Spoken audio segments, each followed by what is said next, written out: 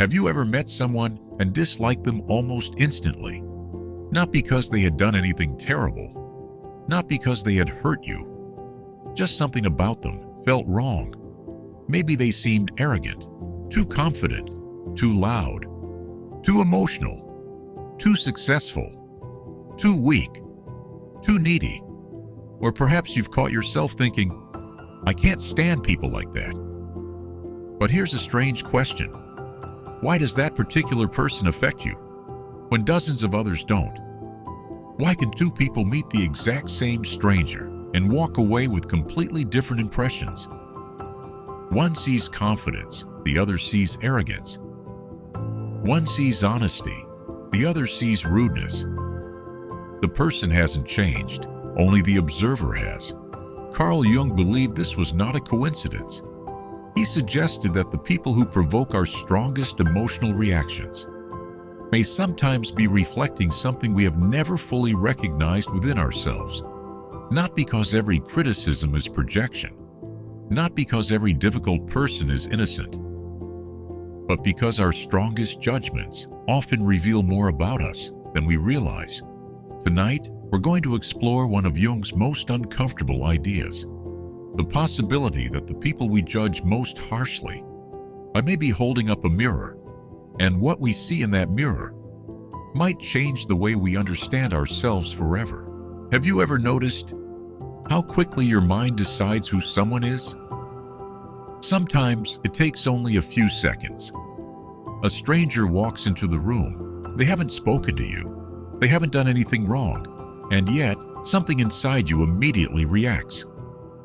I don't like them. Perhaps they're too confident, too loud, too quiet, too serious, too ambitious, too emotional. Maybe they laugh in a way that annoys you.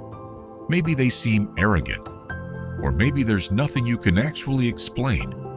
You simply feel that something about them is wrong.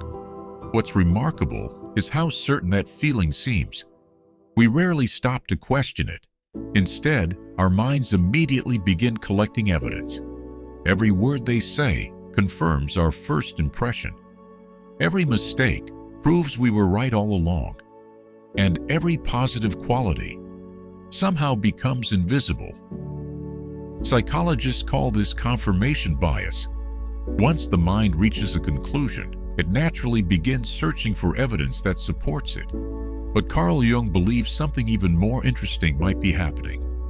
He suggested that our strongest judgments are not always objective observations.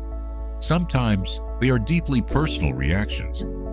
Imagine two strangers meeting the exact same person. One sees confidence, the other sees arrogance. One sees independence, the other sees selfishness. One admires honesty, the other calls it cruelty. The person standing before them hasn't changed. Only the eyes looking at them have. So where does the difference come from? If reality is the same, why do people experience it so differently? Jung believed the answer begins not with the person we're looking at, but with the person who's doing the looking. Because before we ever judge someone else, our own unconscious has already begun interpreting what it sees. And most of the time, we never realize it's happening. We like to believe that we see people objectively, that when we call someone arrogant, they simply are arrogant.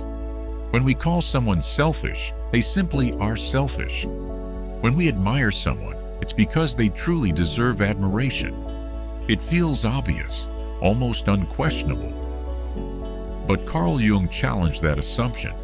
He believed that human beings rarely experience reality directly. Instead, we experience reality through the lens of our own minds. Imagine looking through a stained glass window.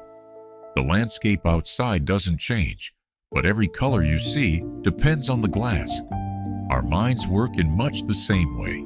Every experience, every fear, every disappointment, every hidden desire quietly becomes part of the lens through which we see the world. Most of the time, we don't notice the lens at all. We simply assume that what we see is reality itself. But consider this. Two co-workers meet the exact same manager. One describes him as confident. The other says he's controlling. One sees a natural leader. The other sees someone hungry for power. Neither person is lying. Both are describing a genuine experience, yet those experiences are completely different. So which one is true? Perhaps both are seeing something real, but neither is seeing the whole picture, because perception is never just about the person in front of us. It is also shaped by the person inside us. This is why the same joke makes one person laugh and another feel insulted. Why one child remembers a strict parent as loving, while another remembers the same parent as frightening. The external world matters, but so does the inner one. Jung believed that our unconscious is constantly participating in what we see, what we notice, what we ignore, and what we emotionally react to. Long before we consciously form an opinion, our inner world has already begun interpreting reality. And that interpretation often feels so convincing that we mistake it for the truth itself. This is where self-awareness becomes difficult, because the greatest illusions are rarely the ones we know are illusions. They are the ones that feel exactly like reality. Not every judgment is projection, and Carl Jung never claimed otherwise. Some people really are dishonest. Some people really are manipulative. Some behavior genuinely deserves criticism. Recognizing harmful behavior is not the same as projecting onto it. But Jung became interested not in every judgment, only the ones charged with unusual emotion, the reactions that seem larger than the situation itself. Imagine two people hearing the exact same comment. One shrugs and moves on. The other thinks about it for days. One forgets the conversation by lunchtime. The other replays it again and again and again. What made the difference? The words were the same. The situation was the same. Yet one mind let it pass, while the other could not let it go. Jung believed these moments deserve our attention because intense emotional reactions often point towards something unfinished within us. Perhaps an old wound, a hidden fear, a part of ourselves we've never fully understood, or a quality we've spent years trying not to see. The stronger the emotional charge, the more curious we should become, not about the other person, about ourselves. Think about the people who irritate you most. Maybe it's someone who constantly seeks attention, someone who always needs to be right, someone who never admits mistakes, or someone who appears completely confident. Now ask yourself a different question, not, why are they like that? But, why does this affect me so much? That question is surprisingly difficult, because it shifts our attention away from the other person and toward ourselves. Most of us naturally assume our emotional reaction is caused entirely by what we see. Jung suggested something more complicated. Sometimes what disturbs us most is not only what's happening in front of us, it's also what the situation awakens inside us. This doesn't mean the other person has done nothing wrong. It means their behavior may have touched something that was already there. Something older, something quieter, something waiting to be noticed. Have you ever noticed that the traits which bother you most are often very specific? Some people can't stand arrogance. Others are irritated by weakness. Some become deeply uncomfortable around confident people. Others can't tolerate vulnerability. Why those qualities and not others? Carl Jung believed the answer is rarely random. He suggested that the shadow doesn't react equally to everything. It is drawn toward the qualities we have spent years rejecting within ourselves, not necessarily because we openly possess them, sometimes because we never allowed ourselves to. Imagine a child who grows up hearing, "Don't be selfish. Always think of other people. Good people don't ask for too much." Years later, that child becomes an adult who sacrifices constantly. always helping, always giving, always saying yes. Then one day, they meet someone who confidently says no. Someone who protects their own time. Someone who isn't afraid to put themselves first. Instantly, they feel irritated. They're so selfish. Perhaps they are. Or perhaps they simply possess something the other person was never allowed to develop. Jung believed this is one way projection begins, not by inventing qualities that don't exist, but by reacting to them with far more intensity than the situation alone can explain. The same pattern appears everywhere. A person who has spent their entire life hiding anger may become deeply disturbed by anyone who expresses it openly. Someone who suppresses ambition may secretly resent successful people. Someone terrified of being judged may constantly judge everyone else. The external person becomes a screen, and the unconscious quietly projects onto it everything it refuses to examine directly. This is why two people can witness the exact same behavior and respond completely differently. One barely notices it. The other can't stop thinking about it. The behavior is the same. The emotional meaning is not. Jung never suggested that every criticism is a projection. Sometimes people truly behave badly. Sometimes our judgments are completely justified. But he believed our strongest reactions are worth investigating because they may reveal not only something about the person we're looking at, but something about the person who's looking. And that possibility is both unsettling and deeply liberating. Because the moment we stop asking only, "What's wrong with them?" we become capable of asking something far more important. What inside me is asking to be understood? If our strongest judgments sometimes reveal something about ourselves, what are we supposed to do with that? Ignore it? Feel guilty? Stop trusting our instincts altogether? Carl Jung suggested none of these. He never argued that every uncomfortable reaction is wrong, nor did he believe we should excuse harmful behavior simply because projection might be involved. Instead, he proposed something much simpler. Become curious. The next time someone instantly irritates you, pause for a moment, not to silence your reaction, not to convince yourself you're wrong, simply to observe it. Ask yourself, what exactly am I reacting to? Not the whole person, the specific quality. Is it their confidence, their need for attention, their ambition, their emotional openness, their unwillingness to please everyone? Then ask a second question. Why does this affect me so strongly? Notice, this is a very different question from, are they right or wrong? Jung believed that genuine self-awareness begins the moment our attention turns inward. Because the goal is not to defend ourselves, and it's not to accuse ourselves either. It's to understand ourselves.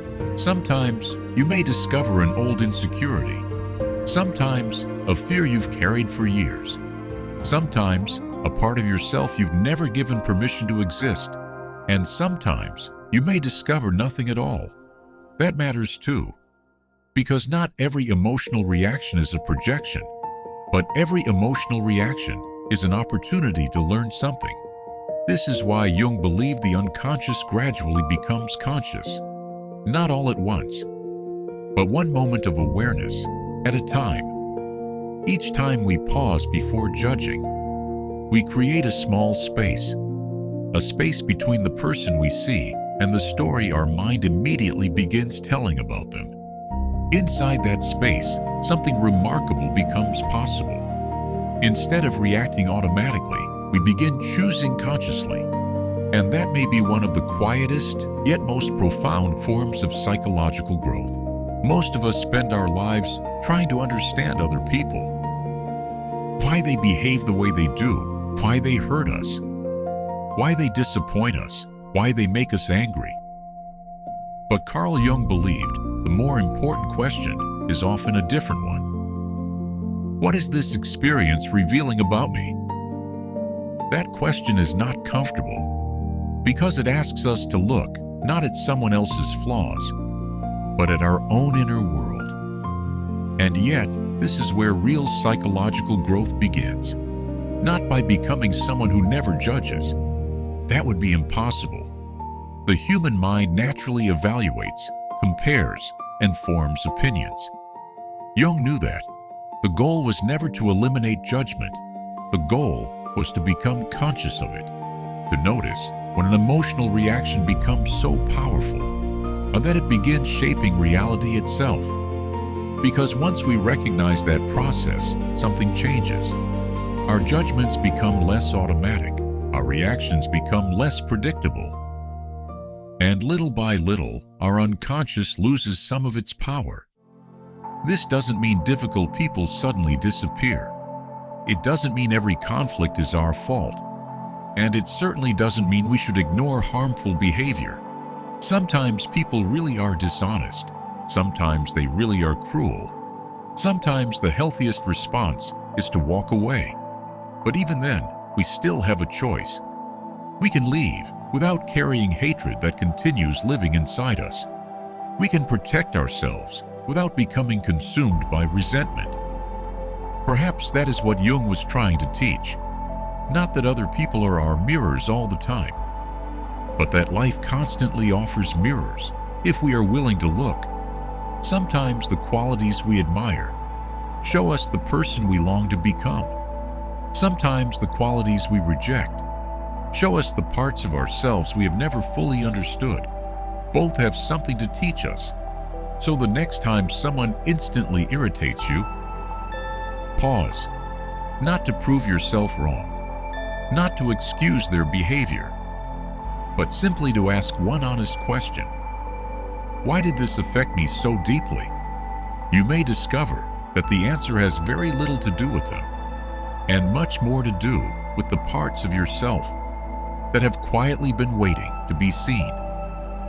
Because the greatest freedom doesn't come from changing everyone around you. It comes from seeing yourself a little more. Perhaps the greatest surprise is that Carl Jung never asked us to stop seeing darkness in other people. He simply asked us not to stop there. Because every person we meet shows us two things at once. Something about them, and sometimes something about ourselves. The difficult part is learning the difference. That takes honesty, patience, and a willingness to question our own certainty. Most people believe self-awareness means knowing their strengths. Jung believed it also means recognizing the parts we'd rather not admit, the jealousy we quickly justify, the anger we insist isn't there, the need for approval we pretend we've outgrown, the quiet fear of not being enough. None of these make us bad people. They make us human. And the more honestly we acknowledge them, the less they need to hide behind judgment. Perhaps that's why the people who understand themselves best often judge others the least. Not because they ignore flaws, but because they recognize how complicated every human mind truly is. They know how easy it is to mistake a first impression for the whole story, how easy it is to confuse certainty with truth, and how easy it is to believe we're seeing someone else, when in reality, we're catching a glimpse of ourselves. Carl Jung once wrote, "Everything that irritates us about others can lead us to an understanding of ourselves." He wasn't. Perhaps the greatest illusion is believing we see other people exactly as they are. Carl Jung believed that every human being carries an invisible lens, a lens shaped by childhood, by fear, by hope, by disappointment, by everything we've loved and everything we've tried to forget. Most of the time, we never notice that lens. We simply call it reality. That doesn't mean the world isn't real. People really can be kind or dishonest, generous or cruel, but our experience of them is never completely separate from our experience of ourselves. That is why Jung believed self-knowledge is one of the hardest tasks in life. Not because the truth is hidden, But because the mind naturally prefers certainty over curiosity, it is much easier to explain someone else's behavior than to question our own reaction. Much easier to point outward than inward. Yet every moment of honest reflection changes something. Not all at once, but little by little. The next time someone immediately irritates you, or fascinates you, or awakens an emotion you can't quite explain, don't rush to silence that feeling, and don't rush to believe it completely. Instead, be curious. Ask yourself, what is this experience trying to show me? Sometimes the answer will be about them. Sometimes it will be about you. Learning the difference may be one of the most valuable skills a person can develop. Because the goal is not to stop judging. The goal is to stop judging unconsciously. Carl Jung once wrote, "Everything that irritates us about others can lead us to an understanding of ourselves." Perhaps that was never an accusation. Perhaps it was an invitation to become a little more honest, a little more aware, and a little more free. Because every time we understand ourselves more clearly, we also begin to see other people more clearly. And perhaps the greatest transformation doesn't happen when the world around us changes. It happens when the person looking at the world finally begins to see.